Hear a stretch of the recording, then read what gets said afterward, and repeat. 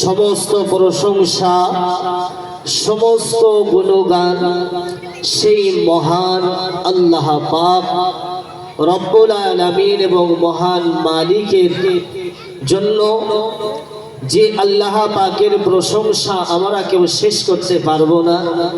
আল্লাহ বলেন, গোটা পৃথিবীর আসমান আর জমিনকে কেউ যদি একত্রিত করে, আর সেই আসমান জমিনকে কেউ যদি কাগজ বানায়, গোটা পৃথিবীর গাছপালা দিয়ে কেউ যদি কলম বানায়, গোটা পৃথিবীর সমুদ্র থেকে শুরু করে নদী নালা থেকে শুরু করে এর পানিগুলো দিয়ে যদি কেউ কলমের কালি বানায়, আর আমি আল্লাহ তাকে কিয়ামত পর্যন্ত যদি হায়াত দিই, আর সে যদি আমার প্রশংসা লিখতে লাগে, লিখতে লিখতে লিখতে দিনের পর দিন কেটে যাবে, রাতের পর রাত কেটে যাবে, মাসের পর মাস কেটে যাবে, বছরের পর বছর কেটে যাবে, বান্দা কিয়ামত যদি চলে আসে আমার প্রশংসা কিঞ্চিত পরিমাণ শেষ করতে পারবে না। বলুন সুবহানাল্লাহ।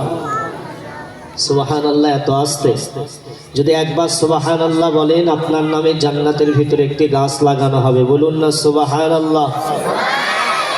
মাশাআল্লাহ।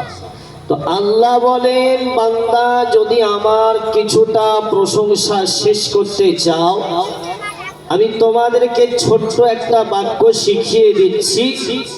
এই বাক্যটি যদি কেউ একবার মুখ দিয়ে উচ্চারণ করে, আমার কিছুটা প্রশংসা শেষ করতে পারবে। কোথায় সেই বাক্যটা আমাদের জন্য আল্লাহ কি আয়াত রেখে দিয়েছে, যেটাকে আমরা সূরাতুস সিফা বলি, যেটাকে কোরআনের মা বলি, যেটাকে সূরা ফাতিহা বলি। সেই সূরা ফাতিহার ভিতরে আল্লাহ সর্বপ্রথমে আয়াতটা লিপিবদ্ধ করেছে। সকলেই মহব্বতের সঙ্গে বলি আলহামদুলিল্লাহ। আর একটু জোরে বলা যাবেন আলহামদুলিল্লাহ। মাশাআল্লাহ। আমি শুনতে পাচ্ছি বা বুঝতে পারছি যে এখনো পর্যন্ত যুবকরা বেশিরভাগ আসেনি। আমি যুবকদেরকে আরো একবার আহ্বান করব যে আমরা একটু জমে জমে সকলেই বসে যাই। আমিও আপনাদের কাছে নতুন, আপনারাও আমার কাছে নতুন। মেহমান হিসাবে এসেছি আপনাদের কাছে কয়েকটা ঘন্টার জন্য, বেশি আপনাদেরকে বিরক্ত করব না। দু চার কথা বলে আমার বক্তব্য আমি কি করব, মা তৌফিক ইল্লা বিল্লাহ। তো আমি কোরআনুল কারীম থেকে ছোট্ট একটি আয়াতের টুকরা পরিবেশন করেছি। এই আয়াতকে সামনে রেখে আমি আপনাদের সম্মুখে দু চার কথা বলে আমার বক্তব্য আমি কি করব। মহান আল্লাহ বলে, ইয়া আইয়ুহাল্লাযীনা আমানু, ও ঈমানদার বান্দা বান্দীরা। আল্লাহ আমাদের কত সুন্দর করে ডেকেছেন, আল্লাহ আমাদের কত সুন্দর করে ডেকেছেন। আল্লাহ বলেন, আমি আদমের সন্তানদেরকে বড় সম্মান দিয়েছি, আদমের সন্তানদেরকে বড় মর্যাদা দিয়েছি। যারা আদমের সন্তান ও আদমের সন্তানেরা, শুনে না, আমি তোমাদেরকে ঈমানদার বলে ডেকেছি। ইয়া আইয়ুহাল্লাযীনা আমানু, ও ঈমানদার বান্দা বান্দীরা, ও বিশ্বাসী বান্দা বান্দীরা, ইত্তাকুল্লাহ, তোমরা আমাকে ভয় করো, হাক্কা তুকাতিহি, এবং তোমরা আমাকে ভয় করার মতো ভয় করো, এবং তোমরা মুত্তাকি মুমিন মুসলমান হয়ে কবরের ভিতরে এসো। অতক্ষণ পর্যন্ত তোমরা কবরে এসো না যতক্ষণ পর্যন্ত তোমাদের ঈমানটা মজবুত না হয়। এবার আমি আপনি চিন্তা করি, আমার আপনার ঈমানটা কত মজবুত, আমার আপনার ঈমানটা কতটা পাওয়ার, আমার আপনার নবীর প্রতি কেমন মহব্বত, কেমন ভালোবাসা। নবীর সাহাবাদের চরিত্রের দিকে আমরা একটু ফলো করি, আর আমাদের চরিত্রের দিকে আমরা একটু ফলো করি। মুসলমান, আমাদের ধর্মের নাম হলো ইসলাম। ইসলাম মানে হলো শান্তির ধর্ম। আর সেই ইসলামের ভিতরে আজকে মুসলমানের ছেলে কেন এত লাঞ্ছিত, কেন এত অপমানিত, কেন আজকে মুসলমানের মেয়েরা আজকে আপনার এত অপমানিত কেন হচ্ছে, মুসলমান ঘরের ছেলেরা এত অপমানিত কেন হচ্ছে। আজ আমরা বর্তমান জামানাতে এসে 2025 সালে এসে আবার 2026 সাল আসতে চলেছে। এই 2025 সালে এসে আমরা নিজেকে খুব মডার্ন মনে করছি। পার্লারে গিয়ে আমরা চোখের ভ্রুগুলোকে সেভ করছি, পার্লারে গিয়ে আমরা এমন করে আপনার মেকআপ করছি, আমরা এমন সব জিনিসগুলো করছি যেগুলো ইসলাম বা আল্লাহর কোরআন আল্লাহ আমাদের সেই জিনিসগুলোকে নিষেধ করেছে। তাহলে আমরা মার খাবো না, কারা মার খাবে? আমার আল্লাহ বলেন, আমার আদর্শ থেকে যারা, আমার রাসূলের আদর্শ থেকে যারা সরে আসবে তারা কখনো দুনিয়ার বুকে সম্মান তো পাবেই না, আবার কিয়ামতের দিন হাসরের ময়দানে আল্লাহ তাদের কোনো মর্যাদা দেবেন না, তাদের দিকে রহমতের দৃষ্টিতে তাকাবেন না। নবীর কেমন আদর্শ ছিল যে ক্ষুদ্র ক্ষুদ্র জায়গাগুলোতে আমাদের আদর্শ, আমাদের নজর যাওয়া সম্ভব নয়। রান্নাঘর থেকে শুরু করে পার্লামেন্ট পর্যন্ত নবী মুহাম্মদুর রাসূলুল্লাহ, সকলেই বলি সাল্লাল্লাহু আলাইহি ওয়াসাল্লাম, সেই নবী আমাদের জন্য আদর্শ রেখে গেছে। বলুন না সুবহানাল্লাহ। যে নবী আমাদের জন্য আদর্শ রেখে গেল, সেই নবীর আদর্শ আমাদেরকে মানতে হবে কি হবে না? জি, মানতে হবে তো, মানতে হবে। বাবজি সোনাল্লাহের আমার নবীর কেমন আদর্শ, নবীর কেমন তরিকা, যে নবীকে কেমন করে মানলে আমরা নবীর আদর্শকে মানতে পারবো, নবীর তরিকাগুলোকে আমরা মানতে পারবো। নবীর সাহাবাদের জীবনের দিকে আমরা একটু ফলো করি। নবী আমার দুনিয়ার বুকে, মায়ার নবী আমার যখন দুনিয়ার বুকে আগমন করলেন, আসলেন, আমার ভাইরা, নবী এতিম বলে কেউ নবীকে নিয়ে যেতে চায় না। নবী আমার যখন দুনিয়ার বুকে আসলেন, দুনিয়ায় আসার আগে আপনার নবী যখন মায়ের গর্ভে, নবীর আপনার আম্মা, আপনার নবীর আব্বা আব্দুল্লাহ দুনিয়ার থেকে চলে যায়, কিন্তু নবী যখন দুনিয়ার বুকে আসার পরে নবী এতিম বলে আপনার নবীকে কেউ নিয়ে যেতে চায় না। ভাইরা আমার, কেমন নবীর প্রতি ভালোবাসা দেখালি, কেমন নবীকে মহব্বত করলে আল্লাহ আমাদের প্রতি খুশি হবে, আল্লাহ আমাদের প্রতি রাজি হবে। একটু নবীর জীবনের দিকে যদি আমরা একটু ফলো করে চলি, নবী কেমন করে দুনিয়ার বুকে চলে গেছে। নবী বললেন, আমি তোমাদের কাছ থেকে চলে যাচ্ছি, কিন্তু আমি তোমাদের জন্য আদর্শ রেখে গেলাম, তোমাদের জন্য আমার আদর্শগুলোই যথেষ্ট হয়ে যাবে। যারা আমার আদর্শগুলোকে মেনে চলবে, আমি নবীর কিয়ামতের দিন হাসরের ময়দানে আমি আমার ওই উম্মতকে জান্নাতে নিয়ে যাব। বলুন সুবহানাল্লাহ। মুসলমান, নবী যখন দুনিয়ার বুকে আসলেন, নবীকে কেউ আপনার নিয়ে যেতে চায় না। মুসলমান, কুরাইশ বংশে নবী জন্মগ্রহণ করেছিল। নবী আমার কুরাইশ বংশে যখন জন্মগ্রহণ করেছিল, আহারে ভাইরা আমার, নবী আমার এত সুন্দর চেহারা, এত সুন্দর নবীর চেহারা, হযরত ইউসুফ নবীকে দেখে মহিলারা ফল কাটতে গিয়ে যেমন আপনার তার আঙুলগুলোকে কেটে ফেলেছিল, আমার আম্মা জান আয়েশা বলেন যে আমার নবীকে কেউ যদি দেখতো তাহলে হাত নয়, তাদের কলিজাটা যেন কেটে ফেলতো। বলুন সুবহানাল্লাহ।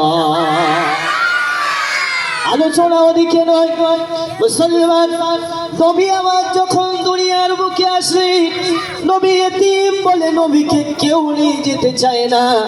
ভাইরা আমার, সকলেই আসে ফিরে যায়, নবীর আব্বা নাই বলে কেউ নিয়ে যেতে চায় না।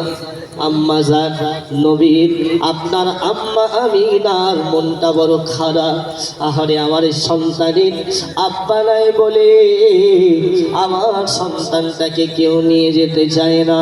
হালিমাতুস সাদিয়া, আপনার তার নবীর দুধমা হালিমাতুস সাদিয়া তার স্বামীর কাছ থেকে পারমিশন চাইল, ওগো স্বামী, আপনি যদি একটু পারমিশন দেন, আপনি যদি একটু অনুমতি দেন, কুরাইশ বংশে এমন একটা ছেলে জন্মগ্রহণ করেছি, ওই সন্তানটাকে, ওই ছেলেটাকে আমি যেন নিয়ে আসতে চাই। হালিমাতু সাদিয়া বললেন, বিবি তুমি তো নিয়ে আসবে, তাহলে এমন করে তুমি নিয়ে এসে তুমি আর প্রতিদান কি পাবে? বললেন, ওগো আমার স্বামী, আল্লাহর কাছ থেকে এর প্রতিদান আমরা চেয়ে নেব। তাই কি বলছে গজলের মাধ্যমে একটু আপনাদেরকে বলি। এক গরিব মায়ের এতিম ছেলে গো, এক গরিব মায়ের এতিম ছেলে, ওগো দেখো না দোলনায় দোলে, ওগো দোলে। আর হালিমা এসে চুমা দিয়ে নিল বুকে তুলে। বলুন না সুবহানাল্লাহ। গজল চলবে তো? গজল চলবে তো? একবার নারায়ে তাকবীর দেবো, আল্লাহু আকবারের আওয়াজটা জোরে দিতে হবে। নারায়ে তাকবীর। এক গরিব মায়ের এতিম ছেলে, ওগো দেখো না দোলনায় দোলে। আর হালিমা এসে চুমা দিয়ে নিল বুকে তুলে। আর হালিমা এসে চুমা দিয়ে নিল বুকে তুলে। লালকে তোমার, আপনার হালিমাতু সাদিয়া আমিনাকে বলছে, লালকে তোমার দাও আমিনা, লালকে তোমার দাও আমিনা, আমি যাব না তো ফিরে। আর কথা দিলাম রাখিব আমি হৃদয়ে জুড়ে। লালকে তোমার দাও আমিনা, আমি যাব না তো ফিরে। আর কথা দিলাম রাখিব আমি হৃদয়ে জুড়ে। ও আমিনা গো, ও আমিনা তুমি বলো না কোথায় তুমি পেলে। আর হালিমা এসে চুমা দিয়ে নিল বুকে তুলে। আর হালিমা এসে চুমা দিয়ে নিল বুকে তুলে। এক গরিব মায়ের এতিম ছেলে, ওগো দেখো না দোলনায় দোলে। আর হালিমা এসে চুমা দিয়ে নিল বুকে তুলে। পশু পাখি মেঘ মেলা, নানা নদী সাগর নালা, খুশির জোয়ারে যায় মন ভেসে ভোরেরই বেলা।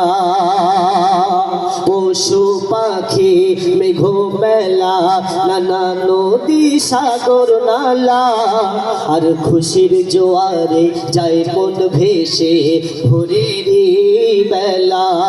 তারা চুমা দেবে আর দুধ খাওয়াবে গো, তারা চুমা দেবে আর দুধ খাওয়াবে। এই প্রতিযোগিতা চলে। আর হালিমা এসে চুমা দিয়ে নিল বুকে তুলে। আর হালিমা এসে চুমা দিয়ে নিল বুকে তুলে। সে ছন্দে শুনবে, আর কেঁদো না ও আমিনা, আর কেঁদো না ও আমিনা, আমি বলছি শোনো না। আর বলছে রে ঠিক আমারে মন চমকাবে মদিনা। জোরে বলুন সুবহানাল্লাহ। আর কেঁদো না ও আমিনা, আমি বলছি শোনো না। আর বলছে রে ঠিক আমারে মন চমকাবে মদিনা। তুমি ভেবো না গো, তুমি ভেবো না মোর মেহনতের পাওনা। তুমি ভেবো না মোর মেহনতের পাওনা, আল্লাহ দেবে পরকালে। আর হালিমা এসে চুমা দিয়ে নিল বুকে তুলে। ও সে নিল বুকে তুলে, ও সে নিল বুকে তুলে। এক এক গরিব মায়ের এতিম ছেলে, ওগো দেখো না দোলনায় দোলে, আর হালিমা এসে চুমা দিয়ে নিল বুকে তুলে, আর হালিমা এসে চুমা দিয়ে নিল বুকে তুলে। জিকির করি লা ইলাহা, জোরে জোরে, লা ইলাহা সুবহানাল্লাহ আলহামদুলিল্লাহ লা ইলাহা ইল্লাল্লাহ সুবহানাল্লাহ আলহামদুলিল্লাহ লা ইলাহা ইল্লাল্লাহ লা ইলাহা ইল্লাল্লাহ মুহাম্মাদুর রাসূলুল্লাহ। সকলে বলুন সাল্লাল্লাহু আলাইহি ওয়াসাল্লাম। ভাইয়েরা আমার, নবী আমার যখন কেউ আপনার শিশু নবীকে নিয়ে যেতে চায় না, কিন্তু একটা দুর্বল ওট নিয়ে হালিমাতুস সাদিয়া আম্মা জান নবীর আম্মা আমিনার বাড়িতে যেন পৌঁছে গেল। ও বোন আমিনা, তোমার সন্তানটা আমাকে দাও, আমি যেন তোমার সন্তানটাকে যেন নিয়ে যেতে চাই। হালিমাতুস সাদিয়া যখনই আপনার এই কথা বললি, আপনার নবীর আম্মা আমিনা বললেন, বোন হালিমা, আমি তোমাকে সন্তান দিতে পারবো, কিন্তু তোমাকে দেওয়ার মতো আমার কিছুই নাই, তোমাকে দেওয়ার মতো আমার কাছে কোনো টাকা নাই, কোনো জিনিস নাই। হালিমাতুস সাদিয়া বললেন, বোন, আমি তোমার কাছ থেকে কোনো টাকা নিতে আসিনি, তোমার কাছ থেকে কোনো কিছু সম্পদ আমি নিতে আসিনি গো, তোমার কাছ থেকে আমি যেন তোমার সন্তান মুহাম্মদকে যেন নিতে এসেছি। হালিমাতুস সাদিয়া বললেন, আমি যখন মুহাম্মদ সাল্লাল্লাহু আলাইহি ওয়াসাল্লাম, যখন আমি মুহাম্মদকে কোলে নিলাম, আমি অসুস্থ ছিলাম।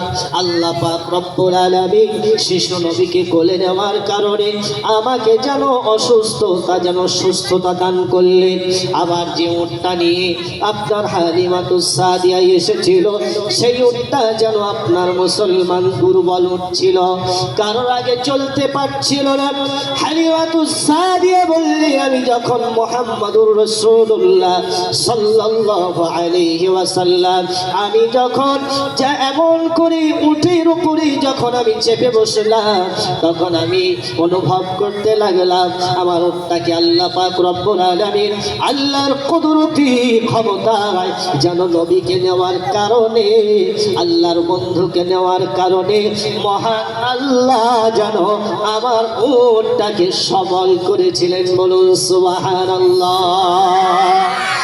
এই যুবক, সেই নবীকে কেমন করে মহব্বত করি, কেমন করে ভালোবাসি, যে নবীকে নেওয়ার কারণে উট পর্যন্ত দুর্বল উটকে আল্লাহ সুস্থ করে দেয়, মরা গাছ জিন্দা হয়ে যায়।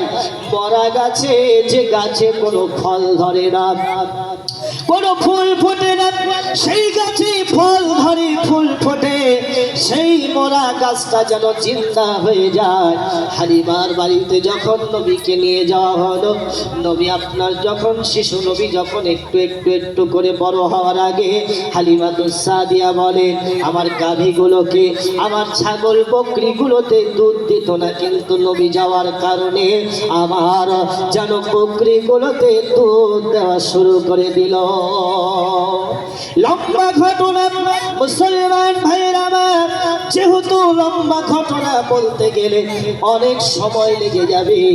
যখন আপনার হালিমাতুস সাদিয়া আপনার এমন করে একদিন, দুদিন, 3 দিন, আপনার এমন করে নবীর যখন আপনার যেন 6 বছর বয়স হয়ে গেল, এমন সময় হালিমার সন্তানগুলো বলল, মা, তোমাদের সন্তান ওই মুহাম্মদ আমাদের ভাইকে আমাদের সাথে একটু পাঠিয়ে দাও, আমরা যেন বকরি চড়াতে নিয়ে যাব।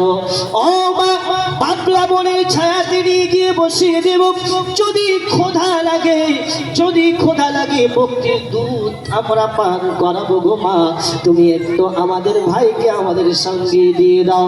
হালিমাতুস সাদিয়া বললেন না, তোমাদেরকে দেওয়া যাবে না, আমি আমার মোহাম্মদকে বড় ভালোবাসি, আমি আমার নবীকে বড় মহব্বত করি। মুসলমান ভাইয়েরা আমার, সঙ্গে সঙ্গে হালিমাতুস সাদিয়াকে এত জোর করলেন, দিতে বাধ্য হয়ে গেলেন। আপনার শিশু নবীকে নিয়ে মুহাম্মাদুর রাসূলুল্লাহ সকলে বলি সাল্লাল্লাহু আলাইহি ওয়াসাল্লাম, শিশু নবীকে যখন আপনার নিয়ে চলে গেল, আপনার এমন সময় হালিমাতুস সাদিয়ার সন্তানেরা এমন করে আপনার যেন মুসলমান একটু আড়ালে চলে গেল। আর আল্লাহর দুজন ফেরেশতা এসে যেন নবীকে, যেন আপনার সিনাটাকে আপনার চির করে, সিনাটাকে যেন আপনার কেটে সুন্দর করে আপনার যেন আপনার পানি দিয়ে সুন্দর করে যেন ধৌত করে দিল, যাতে নবী দুনিয়ার বুকে আসার পরে নবীর ভিতরে কোনো যেন আপনার এমন করে ভেজাল না থাকে। মুসলমান ভাইয়েরা আমার, যখন হালিমার সন্তানেরা এই দৃশ্যটা দেখে নিল, এই বাচ্চারা একটু চুপ করে বসে যাও, একটু চুপ করে বসে যাও, দরুদ শরীফ পড়ি। আল্লাহুম্মা সাল্লি আলা সাইয়্যিদিনা মাওলানা মুহাম্মদ ওয়া আলা আলি সাইয়্যিদিনা মাওলানা মুহাম্মদ।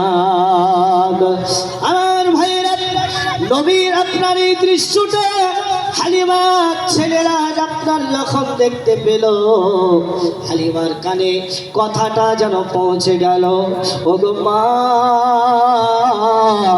আমাদের ভাইকে যেন মনে হয় ডাকাতে নিয়ে গেছে, আর ডাকাতে নিয়ে গিয়ে আমার ভাইকে যেন শেষ করে দিয়েছে। হালিমার কলিজার ভিতরে অশান্তি লেগে গেল, কলিজার ভিতরে আগুন লেগে গেল। আমি নাকি কি জবাব দেব, আমি কি বলবো, আমি কি বলবো, এমন করে হালিমা যেন ছুটতে থাকে। আপনার মুসলমান এরা তো জানে না, আল্লাহর তরফ থেকে দুজন ফেরেশতা এসে নবীর সুন্দর করে ভিতরটাকে পরিষ্কার পরিচ্ছন্ন করে দিচ্ছে, পানি দিয়ে ধৌত করে দিচ্ছে, জান্নাতের পানি দিয়ে। মুসলমান এমন করে আপনার যেন হালিমাতুস সাদিয়া আপনার মুহাম্মাদুর রাসূলুল্লাহ সাল্লাল্লাহু আলাইহি ওয়াসাল্লামের কাছে যখন চলে গেল, আপনার নিয়ে যাওয়ার পরে আপনার যেন এমন করে বললেন, ও বোন আমিনা, আমিনার বাড়িতে নিয়ে চলে গেল, বললেন তোমার ছেলেকে আমি তোমার কাছে রেখে দিয়ে গেলাম, তোমার ছেলের কে আর আমি নিয়ে যেতে চাই না। আমি আপনার হালিমাতুস সাদিয়া আপনার যেন নবীকে যেন রাখতে চলে গেল, নবীকে আপনার রেখে দিয়ে আপনার ভাইয়ের আমার হালিমাতুস সাদিয়া বাড়িতে চলে আসলো। এমন সময় একদিন, দুদিন, 3 দিন নবীর যখন আপনার মুসলমান 6 থেকে 7 বছর বয়স, নবী তার নানার বাড়িতে গিয়েছিল। নবীর নানার নাম হলো আপনার মুসলমান ওহাব জোহরি। সেই তার নানার বাড়িতে যখন চলে গিয়েছিল, তার মায়ের সাথে আপনার আসার সময়তে আপনার আমিনা যেন ইন্তেকাল করেছিল, মারা গিয়েছিল। ভাইয়েরা আমার, আমিনা যখন মারা গেল, নবীর দাদা আব্দুল মুত্তালিব সেও যেন দুনিয়ার থেকে চলে গেল। এইবার নবীর আপনার চাচা আমির হামজার কাছে নবী থাকতেন, এবং নবীর চাচা আবু তালেবের কাছেও নবী আপনার থাকতেন। ভাইয়েরা আমার, আব্বাসের আমার, এমন সময় আপনার নবীকে কেমন করে মহব্বত করলে আল্লাহ খুশি হয়, আল্লাহকে আপনার আল্লাহ পাক রব্বুল আলামিন খুশি হয়, সেই আপনারা একটু চিন্তা করুন, তাহলে বুঝতে পারবেন। আমরা এখন বর্তমান জামানায় এসে সেই নবীকে মহব্বত করতে পারি না। আজকে মুসলমান যুবক জিনার কাজে লিপ্ত, মুসলমান আজকে আপনার অনলাইনে আপনার জুয়ার কাজে ব্যস্ত, জুয়া খেলে, আপনার এমন করে মদ পান করে। আপনাদের এদিকের লোক মনে হয় এইসব গেম টেম খেলে না নাকি? আপনাদের এখানকার মানুষ মনে হয় ভালো না, কি বলছেন? গেম খেলে না কি বলছেন? ভাইয়েরা আমার, খেলে তো আমি সেই সমস্ত যুবকদেরকে বলবো, যুবক তোমরা যে গেমের ভিতরে আজকে আসক্ত হয়ে গেছো, যে গেমস গুলো তোমরা আজকে খেলছো, আজকে বেঈমানেরা, আজকে দুশমনেরা, নবীর দুশমনেরা, আল্লাহর দুশমনেরা কি করছে, এমন সময় মুসলমানদেরকে সরাসরি তারা পারবে না বলেই আজকে তারা আপনার অনলাইনে বিভিন্ন রকমের গেমসকে ছেড়ে দিয়ে মুসলমানের ঈমানকে নষ্ট করার জন্য, মুসলমানের নবীর আদর্শ থেকে সরিয়ে দেওয়ার জন্য আজকে বেঈমানের বাচ্চারা আজকে মুসলমানকে আপনার ধ্বংস করে দেওয়ার জন্য গেমস তারা বের করেছে। ঠিক বললাম না ভুল বললাম? এবার আপনারাই বলুন, ঠিক বললাম না ভুল বললাম? তাহলে এইবার আপনারা চিন্তা করুন যে গেম, মুসলমানের বাচ্চা যদি গেম খেলে, শুকুরের রক্ততে হাত ডুবিয়ে দিলে যতটা গোনা হয়, ওই রকম ভাবে যে গেমস খেলবে সে শুকুরের রক্ততে হাত ডুবানোর এইরকম একটা গোনার কাজে, খারাপ কাজে লিপ্ত হবে। তাহলে এবার আপনি চিন্তা করুন যে আপনি ওই রক্ততে হাত ডুবাবেন না গেমসকে ছেড়ে দিয়ে আপনি নবীর আদর্শকে মানবেন। তা কি বলছে? বর্তমানের যুগের হাওয়া বইছে উল্টো দিকে, বইছে উল্টো দিকে, লিখতে বসি চিন্তা করি, লিখতে বসি চিন্তা করি, লিখি কোন দিক থেকে, বর্তমানের যুগের হাওয়া বইছে উল্টো দিকে, বইছে উল্টো দিকে। রাস্তার মাঝে চলতে চলতে দেখি হাজার হাজার আর পুরুষ থাকে ঘরে বসে, মেয়েরা করে বাজার। ঠিক বললাম না ভুল বললাম? জি। রাস্তার মাঝে চলতে চলতে দেখি হাজার হাজার আর পুরুষ থাকে ঘরে বসে, মেয়েরা করে বাজার। মেয়েরা পরে জিন্স প্যান্ট, মেয়েরা পরে জিন্স প্যান্ট, চশমা লাগাই চোখে, বর্তমানের যুগের হাওয়া বইছে উল্টো দিকে, বইছে উল্টো দিকে। ভাইরা কেমন করে নবীকে মহব্বত করতে হবে, নবী আমাদের জন্য কেমন আদর্শ রেখে গেছে। এমন সময় নবীর দাদা আব্দুল মুত্তালিব দুনিয়ার থেকে চলে গেল। আহারে নবী আমার কান্না করছে, ওগো মাবুদ, মা চলে গেল, আব্বা চলে গেল, দাদু চলে গেল। আমার আল্লাহ বলেন, বন্ধু গো আপনি চিন্তা করবেন না, আপনাকে আমি দুনিয়ার বুকে এতিম করে পাঠালাম যাতে আপনি এতিমের ব্যথা, এতিমের বেদনা যাতে আপনি বুঝতে পারেন। যুবক বন্ধুরা,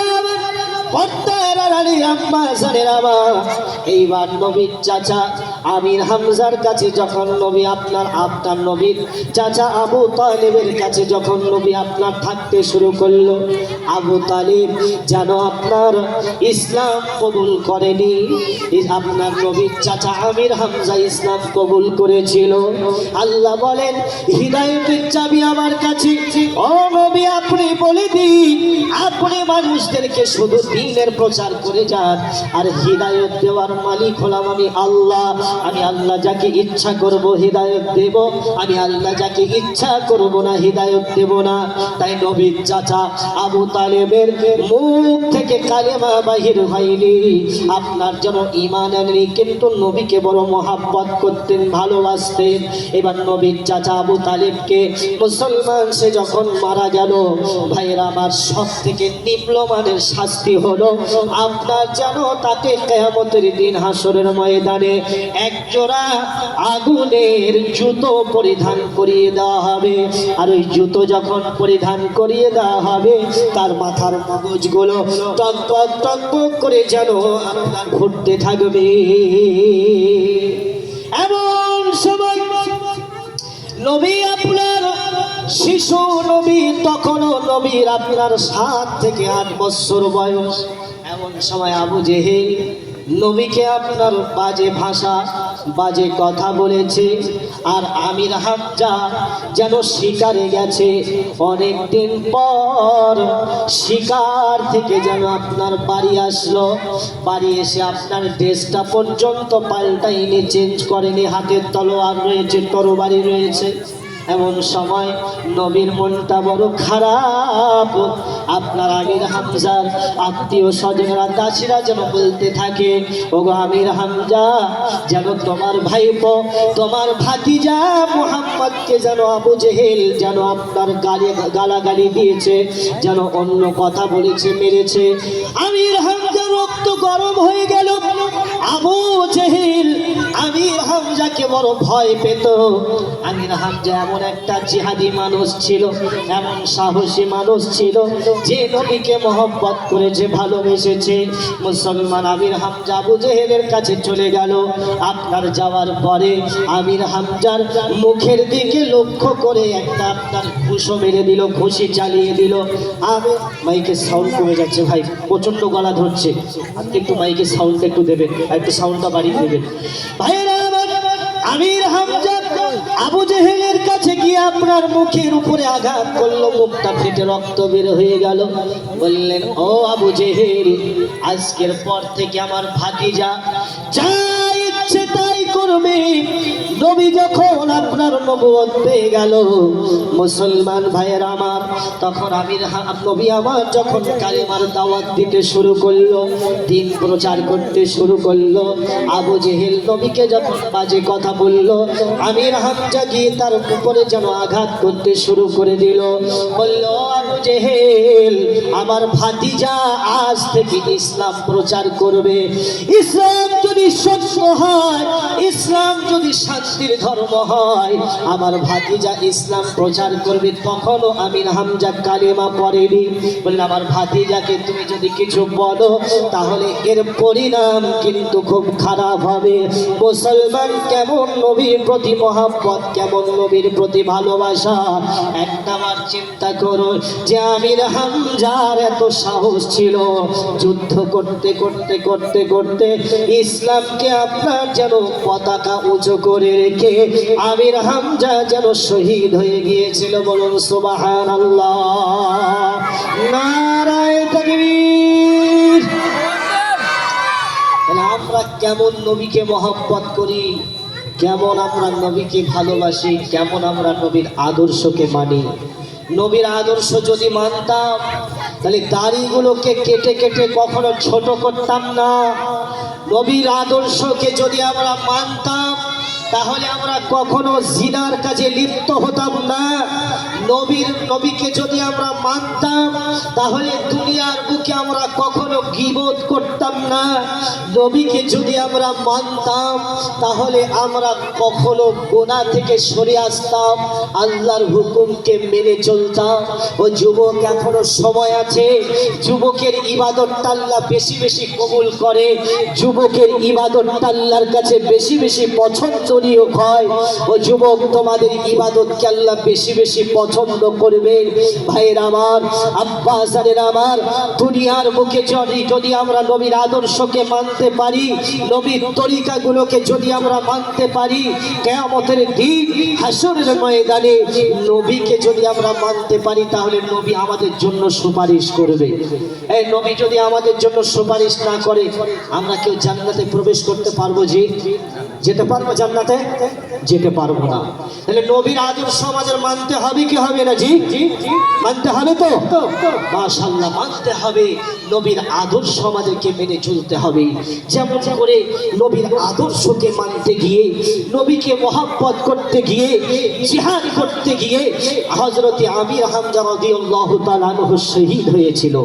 আমার ভাইয়েরা, আব্বাসানের আমার, এমন কি নবীকে মহব্বত করেছিল হযরতে আবু বকর সিদ্দিক রাদিয়াল্লাহু তাআলা আনহু। নবীকে মহব্বত করেছিল আব্দুল উজ্জা, যার নাম নবী আপনার বাদ দিয়ে করেছিল আব্দুল্লাহ। ওই আব্দুল উজ্জা আপনাদেরকে একটা হাদিস শোনায়, বুখারীর হাদিস। আপনার যেন আব্দুর রাজ্জাক বলে একজন আল্লাহর বান্দা ছিল, কখনো সে কালেমা পড়েনি, সিদ্ধান্ত নিয়ে নিয়েছে আমি কালেমা পড়ব, নবীর প্রতি মহব্বত করব, আল্লাহর প্রতি ঈমান আনবো, নবীর প্রতি ঈমান আনবো, আমি মেনে নেব মুহাম্মদুর রাসূলুল্লাহ। সকলেই বলুন সাল্লাল্লাহু আলাইহি ওয়াসাল্লাম। সেই নবীর উপরে আমি ঈমান আনবো, নবীর কালেমা পড়ে আমি মুসলমান হয়ে যাব। এবার নবীর কালেমা পড়ে নিল, মুসলমান হয়ে গেল। দেখুন ভালো করে খেয়াল করো যুবক, আব্দুল রাজ্জাক কেমন তোমাদের মতো 20 বছরের তরুণ যুবক নওজোয়ান ছেলে কেমন করে ইসলাম কবুল করেছিল। ওই আব্দুল রাজ্জাক সে যখন ইসলাম কবুল করেছিল, তার চাচা শুনতে পেল, ভাতিজা তুমি কি আব্দুল্লাহর বেটা মুহাম্মাদের কালেমা পড়েছো? তুমি কি আব্দুল্লাহর বেটা মুহাম্মাদের কালেমা পড়ে কি মুসলমান হয়ে গেছো? তার ভাতিজা বলছেন, চাচা আমি আমার নবীকে বেশি মহব্বত করি। বলে কতটা মহব্বত করো? বললো আমি আমার জানের চাইতে আমার নবীকে বেশি মহব্বত করি। আমি আল্লাহর প্রতি ঈমান এনেছি, নবীর প্রতি ঈমান এনেছি, আমি সেই নবীকে কখনো ভুলতে পারবো না। আব্দুর রাজ্জাকের চাচা এইবার যেন শুনতে পেল, নবীর আদর্শর মান্যতা দিতে গিয়ে, নবীর তরিকার মান্যতা দিতে গিয়ে, নবীকে মহব্বত করতে গিয়ে, ইসলাম গ্রহণ করতে গিয়ে, কালেমা পড়তে গিয়ে কেমন করে সব কিছু ছেড়ে দিতে হয়। যুবক একটু চিন্তা করো। আহারে আব্দুর রাজ্জাক সঙ্গে সঙ্গে বললেন, চাচা আমি যেন এমন করে আল্লাহর প্রতি ঈমান এনেছি, নবীর প্রতি আমি মহব্বত করেছি। তাই তো আল্লাহ কোরআনে জানিয়েছেন, ইয়া আইয়ুহাল্লাযীনা আমানুত্তাকুল্লাহা হাক্কা তুকাতিহি ওয়া লা তামুতুন্না ইল্লা ওয়া আনতুম মুসলিমুন। আমার আল্লাহ বলেন, মহান আল্লাহ পাক রব্বুল আলামিন বলেন, ও বিশ্বাসী বান্দা বান্দীরা, ও ঈমানদার বান্দা বান্দীরা, যারা আমার প্রতি ঈমান এনেছো, ইত্তাকুল্লাহ তোমরা আমাকে ভয় করো। মুমিন হতে গেলে দুটো জিনিসের প্রয়োজন আছে। এক হলো আল্লাহর প্রতি তাকওয়া, দ্বিতীয় হলো আপনাকে সবুরকারী হতে হবে বা ধৈর্যশীল হতে হবে। ওই আব্দুর রাজ্জাক সে যখন নবীর কালিমা পড়ে নিয়েছিল, নবীরকে মহব্বত করেছিল, সঙ্গে সঙ্গে আপনার যেন আপনার চাচা বলল, ওগো ভাতিজা তুমি কি আব্দুল্লাহর বেটা মুহাম্মাদের কালেমা পড়ে নিয়েছ? আব্দুল রাজ্জাক বলতে থাকলো, চাচা আমি মুহাম্মাদুর রাসূলুল্লাহ সাল্লাল্লাহু আলাইহি ওয়াসাল্লাম আমি যেন নবীর কালেমা পড়ে নিয়েছি, আমি আল্লাহর প্রতি ঈমান এনেছি, নবীকে মহব্বত করে ফেলেছি। তার চাচা বলল, ভাতিজারে তোমাকে আমি এত সম্পদ দিয়েছি, এই সম্পদগুলো কার? বলল, চাচা এইগুলো তোমার। বললেন, তুমি যদি আব্দুল্লাহর বেটা মুহাম্মাদের কালেমা না ছাড়তে পারো, তোমার কাছ থেকে যেন সব ছিনিয়ে নেওয়া হবে, কেড়ে নেওয়া হবে। বললেন, চাচা আপনি নিয়ে নেন। সব কিছু দিয়ে দিল। এইবার যেন বললেন, ও ভাতিজা তোমাকে যে কেউ উট থেকে শুরু করে, ভেড়া থেকে শুরু করে, দুম্বা থেকে শুরু করে, তোমাকে যে বকরি থেকে শুরু করে এগুলো দিয়েছে, এগুলো কার? বললেন, এগুলো তোমার। বললেন, তুমি যদি এগুলো যদি ছাড়তে না পারো, তোমার কাছ থেকে এগুলো যেন ছিনিয়ে নেওয়া হবে, কেড়ে নেওয়া হবে। বললেন, নিয়ে নাও। বললেন, পরনের জামাটা দিয়েছে টাকার, বললে এটাও তোমার। বললেন, চাচা এটাও আমি দিয়ে দিলাম। গায়ের জামাটাকে টান দিয়ে খুলে যেন আপনার দিয়ে দিল। ভাইয়ের আমার, আব্বাসানের আমার ঈমানের পরীক্ষা দিতে গিয়ে, ঈমান আনতে গিয়ে, কেমন করে নবীকে মহব্বত করতে গিয়ে, নবীর আদর্শের মান্যতা দিতে গিয়ে, কেমন করে আপনার জন্য মুসলমান গায়ের পোশাক খুলে দিল। এইবার তার চাচা বলল, আব্দুর রাজ্জাক ভাতিজা এই পরনের লুঙ্গিটা দিয়েছি, এই লুঙ্গিটা কার? বলল, চাচা এটাও তোমার। বললেন, ভাতিজা রে তুমি যদি আব্দুল্লাহর বেটা মুহাম্মাদের কালেমা না ছাড়তে পারো, তোমার কাছ থেকে পরনের লুঙ্গিটা যেন খুলে দেওয়া হবে। যুবক, যদি আমাদেরকে কেউ বলে যে যে তোমাকে উলঙ্গ অবস্থায় বাড়ি যেতে হবে। আচ্ছা যুবক যারা আছো, আমরা কি উলঙ্গ অবস্থায় বাড়ি যেতে পারবো? পারবো না। 20 বছরের তরুণ যুবক নওজোয়ান ছেলেটা সঙ্গে সঙ্গে বলল, চাচা এই লুঙ্গিটা তুমি দিয়েছো। বলল, ভাতিজা তুমি যদি আব্দুল্লাহর বেটা মুহাম্মাদের কালেমা না ছাড়তে পারো, তোমার কাছ থেকে পরনের লুঙ্গিটা যেন খুলে নেওয়া হবে। 20 বছরের তরুণ যুবক নওজোয়ান ছেলেটা পরনের লুঙ্গিটাও যেন খুলে দিল। উলঙ্গ অবস্থায় আপনার যেন বাড়ি চলে গেল। মাকে ডাকছে, জনম দুঃখিনী মা, ওগো মা তোমার সন্তান এসেছে। মা যখন আসলো, আপনার আসার পরে চোখ দুটোকে হাত দিয়ে যেন ঢেকে নিল। হাত দিয়ে ঢেকে নেওয়ার পরে আব্দুর রাজ্জাক বলল, মা আমাদের ঘরে যদি কোনো পোশাক থাকে গো মা, আমাকে তাড়াতাড়ি করে এনে দাও। আব্দুর রাজ্জাকের মা বলল, আমার কলিজার টুকরা সন্তান আব্দুর রাজ্জাক, আমার ঘরে একটা ছেঁড়া কম্বল ছাড়া যেন কিছুই না। বলল, মা গো ওই ছেঁড়া কম্বলটা যেন তুমি আমাকে এনে দাও। ছেঁড়া কম্বলটা এনে দেওয়া হলো। সঙ্গে সঙ্গে 3 টুকরা করলেন। 1 টুকরো উপরের দিকে বললেন, 1 টুকরো গায়ের দিকে বললেন, 1 টুকরো হাঁটুর নিচের দিকে বললেন। আব্দুর রাজ্জাকের মা জিজ্ঞাসা করে, সন্তান রে, কে তোমার এই অবস্থা করেছে বলো? আব্দুর রাজ্জাক বলল, মা আমি নবীকে মহব্বত করার কারণে, আল্লাহর প্রতি ঈমান আনার কারণে, আমি যেন নবীকে মহব্বত করার কারণে আমার চাচা যেন আমার কাছ থেকে সব কিছু কেড়ে নিয়েছি। আজকে মুসলমান টাকার কাছে বিক্রি হয়ে গেছে। মুসলমান আজকে টাকার জন্য মানুষ আজকে নিজের ঈমানকে বেচে দিচ্ছে, বিক্রি করে দিচ্ছে। ঠিক বললাম না ভুল বললাম? জি, ঈমানকে মানুষ বিক্রি করে দিচ্ছে। চিন্তা করতে পেরেছে? আর নবীর সাহাবারা ঈমান টিকিয়ে রাখার জন্য পরনের পোশাক ছেড়েছে, পরনের জামা ছেড়েছে, পরনের লুঙ্গি ছেড়ে দিয়েছে, সম্পদ ছেড়ে দিয়েছে, টাকা পয়সা ছেড়ে দিয়েছে। কেমন নবীর প্রতি ভালোবাসা, কেমন নবীর প্রতি মহব্বত। আব্দুর রাজ্জাক এবার বলল, ও আমার সন্তান। আব্দুর রাজ্জাকের মা বলল, সন্তান তুমি এবার কি করতে চাও? বললেন, মা আমি যেন এবার নবীর কাছে যেতে চাই। বললেন, যাও বাবা তুমি চলে যাও, সঙ্গে সঙ্গে চলে যাও। আব্দুর রাজ্জাক চলে গেল। নববী মসজিদে বসে আছে। নবী আমার সালাম ফিরিয়ে দেখে একজন পাগল, যার পরনে ছেঁড়া কম্বল, গায়ে ছেঁড়া কম্বল, যেন পরনে ছেঁড়া কম্বল, মাথার চুলগুলো উস্কো খুস্কো। নবী আমার তাকে ডাকলো, ও ছেলে এদিকে এসো, তোমার নাম কি? বললো, আমার নাম আব্দুর রাজ্জাক। এবার সঙ্গে সঙ্গে নবী বলল, তোমার এই অবস্থা কেন? যেমন করে আপনাদেরকে বললাম, ওই আব্দুর রাজ্জাক নবীকে পুরো ঘটনাটা শুনিয়ে দিল। আমার ভাইরা সঙ্গে সঙ্গে নবী তার নামটা চেঞ্জ করে দিল, সঙ্গে সঙ্গে নবী তার নামটা পাল্টিয়ে দিল। বলল, তোমার নাম আজ থেকে আব্দুর রাজ্জাক থাকবে না, তোমার নাম থেকে আজ থেকে থাকবে আব্দুল্লাহ। একটু জোরে বলা যাবে না সুবহানাল্লাহ? তোমার নাম আজ থেকে থাকবে আব্দুল্লাহ। আল্লাহ আল্লাহ রসুলের কাছে 2টো নাম খুব পছন্দনীয় ছিল। এক হলো আব্দুল্লাহ, আর দ্বিতীয়ত হলো আব্দুর রহমান।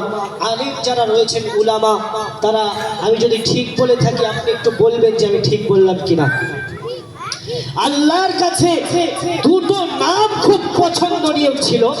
একটা হলো আব্দুর রহমান, আর দ্বিতীয়ত হলো আব্দুল্লাহ। এখন আমাদের ছেলেদের নাম রাখি আপনার রকি। ঠিক বললাম না ভুল বললাম? জি। এখন সিরিয়াল দেখে দেখে আমাদের ছেলেদের নাম রাখি। এখন হিরোইন, আপনার হিরোদের নাম দেখে দেখে আমাদের সন্তানদের ছেলেদের নাম রাখি।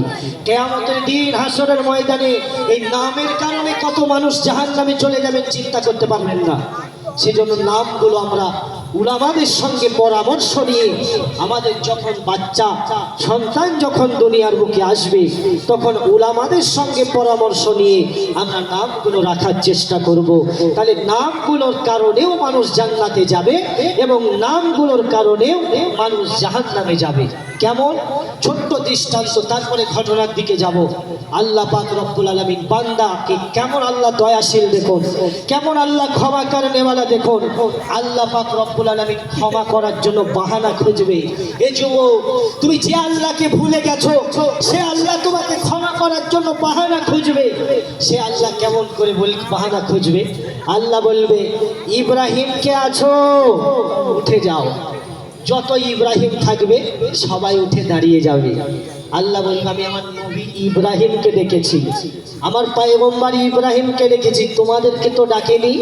বলেন, আল্লাহ আমাদের নাম দুনিয়ার বুকে ইব্রাহিম ছিল, আল্লাহ তুমি মনে হয় আমাদের উপরে দয়া করবে, তাই আমরা উঠে দাঁড়িয়েছি। আল্লাহ তোমার রহমতের দরিয়ায় জোশ খেলে গেলে আল্লাহ তুমি কখন জান্নাতে দেবে। তাই ইব্রাহিম বলে, তুমি যখন দেখেছো গো মাবুদ আমরা উঠে গেছি, আল্লাহ তুমি আমাদেরকে ক্ষমা করে দাও। আল্লাহ বলবে, তোমাদের নাম ইব্রাহিম, আমার বন্ধুর নাম তো ইব্রাহিম, আমার নবীর নামও তো ইব্রাহিম, তাই তোমরা যাও। আমার বন্ধুর নামের নাম রাখার কারণে আমি তোমাদের গুনাহগুলোকে ক্ষমা করে দিয়ে আমি আল্লাহ তোমাদেরকে জান্নাতে দিলাম। বলুন সুবহানাল্লাহ। আর জোরে বলা যাবে না সুবহানাল্লাহ? তাহলে আল্লাহ আমাদেরকে ক্ষমা করার জন্য বাহানা খুঁজবে। এইবার নবী আপনার বলল, তোমার নামাজ থেকে আব্দুর উজ্জা থাকবে না, তোমার নামাজ থেকে থাকবে আব্দুল্লাহ। নবী তাকে আসামে সোফার ভিতরে বসতে দিল। এমন সময়ে আপনার যেন আসামে সোফার ভিতরে বসতে দিয়ে সঙ্গে সঙ্গে আপনার আব্দুল্লাহ কোরআন তেলাওয়াত করে। আসামে সোফাবাসীরা বললেন, ওগো মায়ার নবী, আপনি একটু আব্দুল্লাহকে আসতে কোরআন পড়তে বলুন, আমরা 3 দিন থেকে না খেয়ে রয়েছে। আব্দুল্লাহকে একটু আসতে কোরআন তেলাওয়াত করতে বলুন। নবী আমার বলল, ও আমার সাহাবারা, তোমরা শুনে নাও, শুনে নাও, ওর ইমানের ভিতরে পাওয়ার এসে গেছে, ইমানের ভোল্টেজটা বেড়ে গেছে, তোমরা যেন এমন করে ওকে আসতে কোরআন তেলাওয়াত করতে বলো না। আমার ভাইয়েরা, এমন সময় যুদ্ধের দামামা বেজে গেল, যুদ্ধের ঘন্টা বেজে গেল, তাবুকের যুদ্ধের ঘন্টা। মুসলমান 30,000 সৈন্য আমার ভাইয়েরা নবী সিলেক্ট করলেন। এমন সময় নবী সমস্ত সাহাবাদেরকে বললেন, আমার সাহাবারা, তোমরা বাড়ির থেকে মাল নিয়ে এসো, তাবুকের যুদ্ধে যেতে হবে। সমস্ত সবাই মালগুলো নিয়ে আসলো। আপনার নবী জিজ্ঞাসা করলেন, ও আমার সাহাবারা, তোমরা বাড়ির জন্য কতটুকু মাল রেখে এসেছো, জিহাদের জন্য কতটুকু মাল নিয়ে এসেছো বলো। নবী সাহাবারা বললেন, ইয়া রাসূলুল্লাহ, ইয়া হাবিবাল্লাহ, নবী গো, আমরা যেন বাড়ির জন্য 1 ভাগ মাল রেখে দিয়ে 2 ভাগ যেন জিহাদের জন্য নিয়ে এসেছি।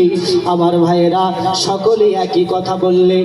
নবী আমার বললেন, আমার আবু বকর কোথায়? আমার আবু বকরকে কেন দেখছি না? যে আবু বকর নবীর হিজরতের রাতের সাথী, যে আবু বকর সাপের কামড় খেয়ে তবুও নবীকে উঠাইনি, সেই আবু বকরের নেকিগুলো যদি 1 পাল্লায় চাপানো হয় আর গোটা পৃথিবীর মানুষের নেকিগুলো যদি 1 পাল্লায় চাপানো হয়, নবী আমার বললেন, আমার আবু বকরের নেকির পাল্লাটা যেন ভারী হয়ে যাবে। আমার ভাইয়েরা কেমন আদর্শ নবী মেনেছে। ওই আপনার নবী যখন বলল, আমার আবু বকর কোথায়? আমার আবু বকরকে কেন দেখছি না? হযরতে আবু বকর সিদ্দিক রাদিয়াল্লাহু তাআলা আনহু সঙ্গে সঙ্গে আপনার যেন নববী মসজিদের পিলারে রোতে দাঁড়িয়ে দাঁড়িয়ে যেন কান্না করছে। আপনার যেন আবু বকর নবীর কাছে আসলেন, আসার পরে ছোট্ট একটা কাপড়ের থলি বা ব্যাগ দিয়ে দিলেন। নবী আমার উঁচা করে ঢালার পরে দেখলেন কয়েকটা টাকা আর কয়েক কিলো গম তার ভিতরে রয়েছে। নবী আমার জিজ্ঞাসা করলেন, ও আবু বকর, তুমি বাড়ির জন্য কতটুকু মাল রেখে এসেছো, জিহাদের জন্য কতটুকু মাল নিয়ে এসেছো বলো। নবী বললেন, ইয়া রাসূলুল্লাহ, ইয়া হাবিবাল্লাহ, হুজুর গো, আল্লাহর কসম করে বলি, আমি যেন আল্লাহ তার রাসূল ছাড়া আমার ঘরে যেন আর কিছুই নাই। নবী যাবতীয় যা সম্পদ ছিল আমি নবী আপনার পায়ের নিচে এনে দিয়েছি। এইবার আব্দুল্লাহ নামের সাহাবাটা নবীর কাছে আসলেন, ইয়া রাসূলুল্লাহ, ইয়া হাবিবাল্লাহ, হুজুর গো, আমি এমন হতভাগা, আমি এমন আপনার এমন সাহাবা, আমি যেন জিহাদের জন্য কিছু নিয়ে যেতে পারলাম না। তো জিকির করি লা ইলাহা লা ইলাহা ইল্লাল্লাহ সুবহানাল্লাহ, জোরে জোরে সুবহানাল্লাহ, আলহামদুলিল্লাহ, লা ইলাহা ইল্লাল্লাহ সুবহানাল্লাহ। জিকির করেন।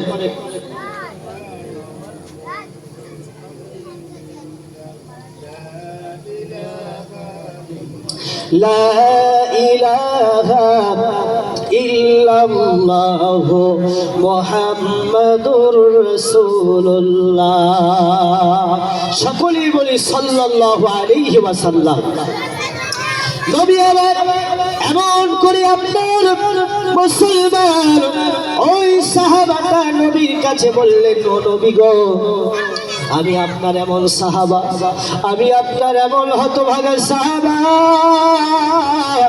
ওগো নবী, আমি যেন জিহাদের জন্য কিছুই দিতে পারলাম না। নবী, আপনি আমার জন্য একটু দোয়া করুন, আমি যেন জিহাদের ময়দানে শহীদ হয়ে যেতে পারি। নবী একজন সাহাবাকে বললেন, সাহাবা একটা বাকুল পেরে নিয়ে এসো। বাকুল পেরে নিয়ে আসা হলো।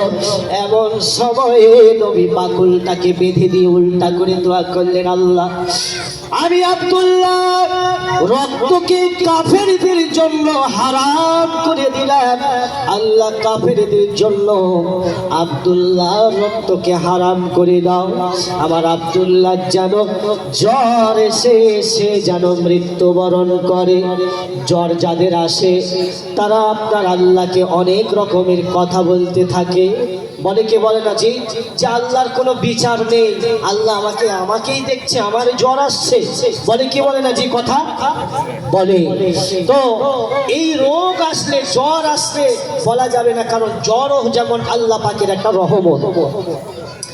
আপনার নবী বললেন, ওগো আল্লাহ, আবার সাহাবার জন্য, কাফেরদের জন্য, কাফেরদের আব্দুল্লাহ রক্তকে কাফেরদের জন্য হারাম করে দাও। জিহাদের ময়দানে চলে গেল। আপনার যেন কয়েকদিন যাওয়ার পরে বললেন, সব সাহাবাদের মুখ থেকে নবী শুনলেন, ইয়া রাসূলুল্লাহ, ইয়া হাবিবাল্লাহ, হুজুর গো, আপনার যে সাহাবাটা আব্দুল্লাহ, ওই আব্দুল্লাহ যেন জ্বর এসে মৃত্যুবরণ করেছে। নবী বললেন, আমার ওই সাহাবাটা শহীদের মর্যাদা পেয়েছে, বলুন সুবহানাল্লাহ। আব্দুল্লাহ যখন আপনার নবী বললেন তাকে কাফন দাফনের ব্যবস্থা করো, জানাজার ব্যবস্থা করো, কাফন দাফনের ব্যবস্থা করো, কবর খোঁড়া হলো। আপনার যেন সুন্দর করে আপনার যেন ওই নবী আমার কবরের ভিতরে নামলেন। আর দুজন সাহাবাকে বলা হলো, তোমাদের ভাইয়ের লাশটা, আব্দুল্লাহর লাশটা তোমরা আদবের সাথে নিয়ে এসো। কবরে নামিয়ে দেওয়া হলো। কবরে নামানোর পরে নবী আবার সুন্দর করে আব্দুল্লাহকে শুইয়ে দিয়ে, এবার নবী তার উপরে মাটি দিয়ে নবী আমার কবরের দিকে হাত দিয়ে দোয়া করছে, ওগো মাওলা, আমি সন্ধ্যার পর থেকে নিয়ে আমি যেন এতক্ষণ পর্যন্ত আমি যেন আমার আব্দুল্লাহর প্রতি খুশি ছিলাম। বাবু, তোমার বন্ধু খুশি হয়ে গেছে, আল্লাহ তোমার বন্ধু খুশি হয়ে গেছে, তুমি আমার আব্দুল্লাহর প্রতি রাজি হয়ে যাও। একটু জোরে সরে বলা যাবে না সুবহানাল্লাহ, নারায়ে তাকবীর। নবী যার প্রতি খুশি আল্লাহ তার প্রতি রাজি। তাহলে যে ছেলেটা, যে যুবকটা, আমরা এখান থেকে কি শিক্ষা অর্জন করলাম? যে ইসলাম এত সহজে দুনিয়ার মুখে আসেনি। এই ইসলামকে আনতে গিয়ে, ইসলাম ধর্মকে দুনিয়ায় আনতে গিয়ে, প্রচার করতে গিয়ে আল্লাহর রাসূলরা মার খেয়েছে, নবী সাহাবারা শহীদ হয়েছে, নবী সাহাবারা আল্লাহ রাস্তায় জীবন দিয়েছে।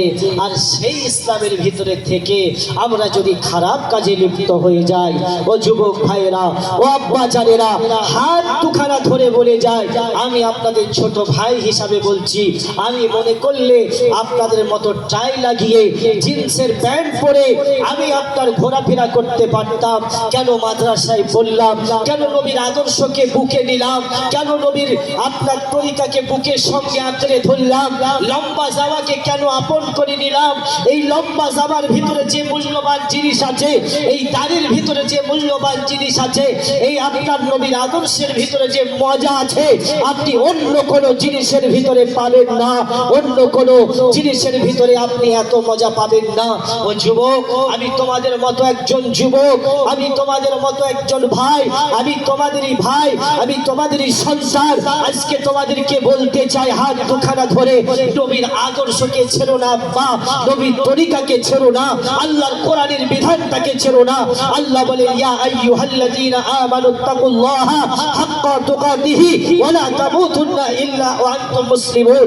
আল্লাহ বলেন, বান্দারে, দুনিয়ার বুক থেকে যখন কবরে আসবে, তোমরা পূর্ণাঙ্গ মুত্তাকি মুমিন মুসলমান হয়ে কবরে এসো, তাহলে তোমাদের জন্য কবরটা জান্নাতের বাগান, জান্নাতের বাগিচা হয়ে যাবে। বলুন সুবহানাল্লাহ। আর একটু জোরে বলা যাবে না সুবহানাল্লাহ? আমার ভাইয়েরা, আমার আব্বা জানেরা, তাহলে সেই নবীকে আমাদের মানতে হবে, যে নবী এখনো মদিনায় শুয়ে শুয়ে উম্মতের জন্য নবী কান্না করে। আমরা মনে মনে হয়তো করি 12ই রবিউল আউয়াল আসলে, একটু আগেই ওলামা বলছিলেন হযরতজি, যে 12ই রবিউল আউয়াল আসলে আমরা মানুষ মনে করি যে আনন্দের দিন। যেমন আনন্দের দিন তেমন কষ্টের দিন।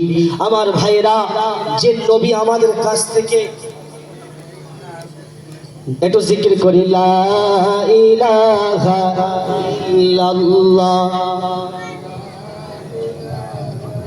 ইল্লাল্লাহ, লা সুবহানাল্লাহ, আলহামদুলিল্লাহ,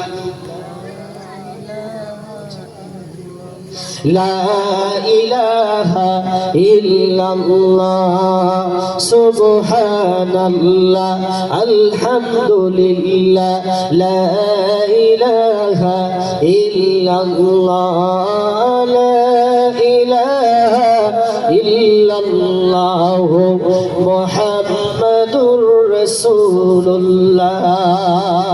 সকলে বলি সাল্লাল্লাহু আলাইহি ওয়াসাল্লাম। আচ্ছা, মা বোনেদের বসার ব্যবস্থা করেছেন না? মা বোনেরা এসেছে না? বাড়িতে আছে? আচ্ছা, মাশাআল্লাহ। মায়েদের ব্যাপারেও কিছু কথা বলবো, দু চারটে কথা মায়েদের ব্যাপারেও বলবো। তবে আমি আপনাদের কাছে বলতে চাই, যে কথা আমি বলছিলাম, নবীর আদর্শ যদি আমরা মেনে চলি, এই নবীর জীবনে যতটুকু আমরা শুনলাম যদি আমরা মানি, তাহলে আমাদের জন্য আলহামদুলিল্লাহ জান্নাত। আর যদি আমরা না মানতে পারি, তাহলে আমাদের জন্য ইন্নালিল্লাহ, আমাদের জন্য জাহান্নাম। এবার ডিসিশন আপনার, আপনি মানবেন কি মানবেন না সেটা আপনার ব্যক্তিগত ব্যাপার। কারণ ইসলাম কাউকে জোর করার পারমিশন দেয়নি। মায়েদেরকে বলবো, তোমরা হচ্ছে মায়ের জাত, তোমাদের ভিতর থেকেই আল্লাহর নবীরা দুনিয়ার বুকে এসেছে। তোমাদের মতো মায়ের পেট থেকেই আল্লাহর ওলিরা দুনিয়ার বুকে এসেছে। ওগো মা, তোমাদের কোনো সম্মান ছিল না, কোনো মর্যাদা ছিল না। জাহিলিয়াতের যুগে, সেই জামানাতে নারীদেরকে আপনার জিন্দা দাফন করে দেওয়া হতো।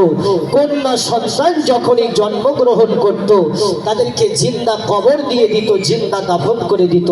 কিন্তু নবী আমার যখন দুনিয়ার বুকে আসলেন, ইসলাম প্রচার করতে লাগলেন, নবী বললেন, তোমরা খবরদার নারীদেরকে তোমরা দুনিয়ার বুক থেকে কবরস্থ করো না, জিন্দা দাফন করে দিও না। যার একটা কন্যা সন্তান, তার জন্য একটি জান্নাত। যার দুটি কন্যা সন্তান, তার জন্য দুটি জান্নাত। যার তিনটে কন্যা কন্যা সন্তান, তার জন্য 3টে জান্নাত। বলুন না সুবহানাল্লাহ।